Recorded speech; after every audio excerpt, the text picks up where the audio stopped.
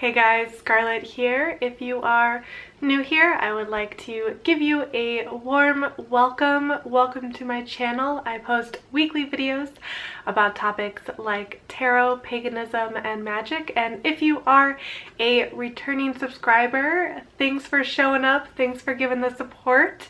So today we have a bit of an interesting topic, and I wanted to talk about this particular news story that's related to Norse paganism specifically.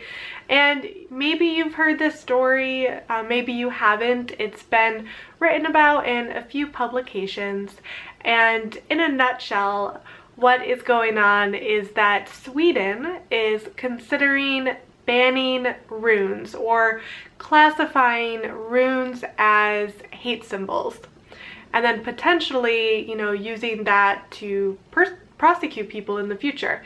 It's really up in the air right now, but when I first heard this story, I was like, oh my god, I have a very strong opinion on this that I need to share. So I wanted to make this video to share my thoughts on this, what's going on in Sweden, the controversy around runes as hate symbols, and of course I want to hear your opinions on this topic too, so definitely leave your thoughts and comments down below. So basically what's going on is the Swedish Prime Minister, he did a speech I think it was for the International Holocaust Remembrance Day, and he basically stated that we've started the work of strengthening the law forbidding racist symbols.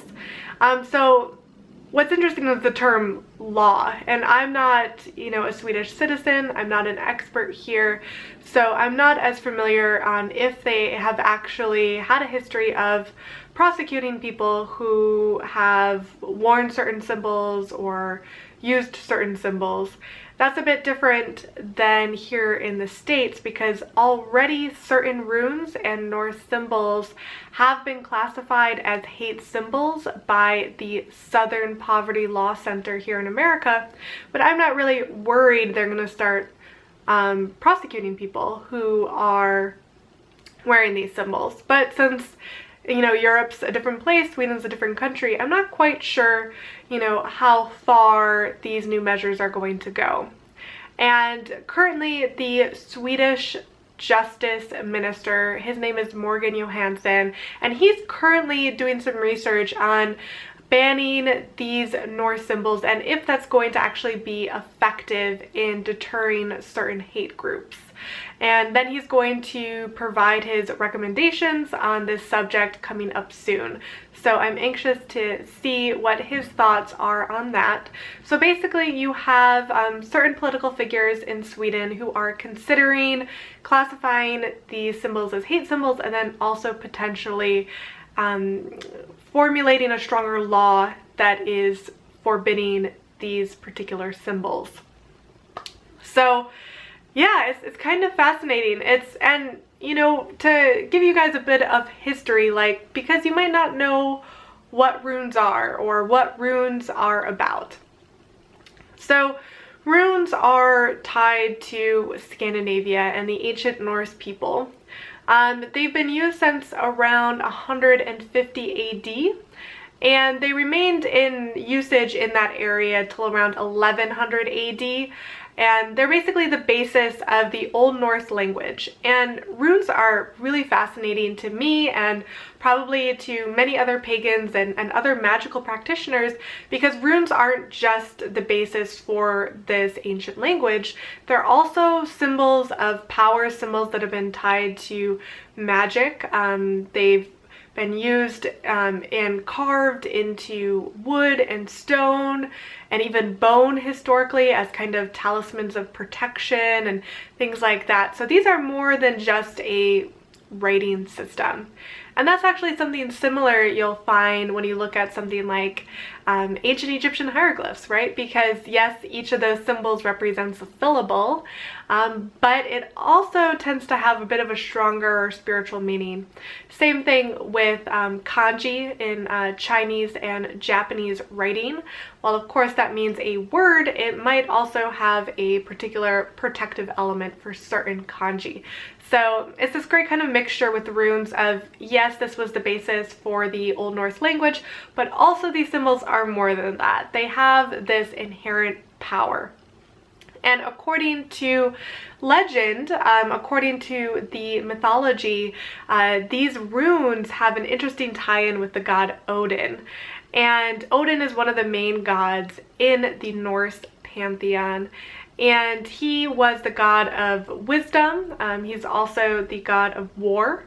And he basically discovered the runes, and what he did is he hung himself upside down from the world tree Yggdrasil.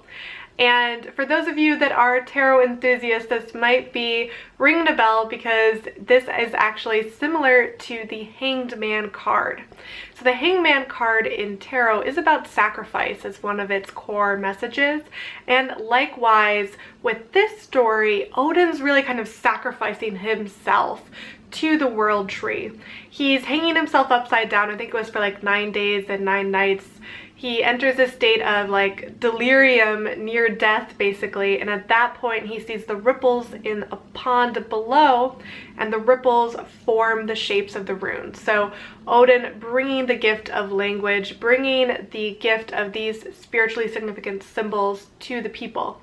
So it's got this great tie-in with the mythology. So these are some really important symbols, and they're important not just for pagans. I mean, they are a part of identity for Swedish people. They're a part of their history and part of their heritage. So, you know, runes are fun too because you probably have, you know, seen them off and on. Actually, the Bluetooth logo is an example of 2 runes. So it's the rune for the letter H and the letter B coming together.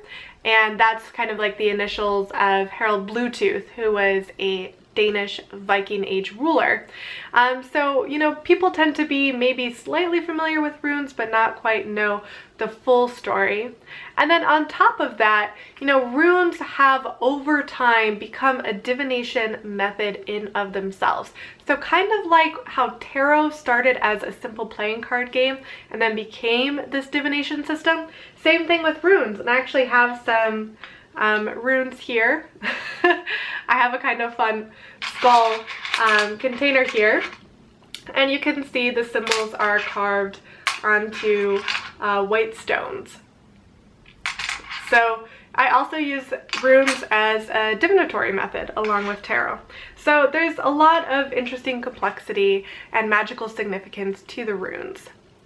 And what's been going on is certain hate groups have used these symbols because they are using them to represent certain things like heritage, and they use the Othala rune.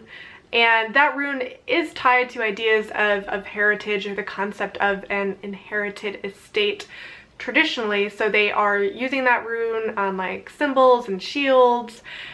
Same thing with the Tur rune, which is kind of like a warrior rune, and that's connected to the god of law and justice.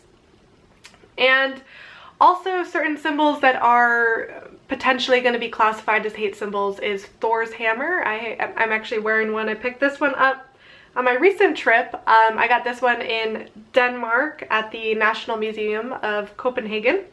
And another symbol is Valknut, and I have little Valknut earrings on too.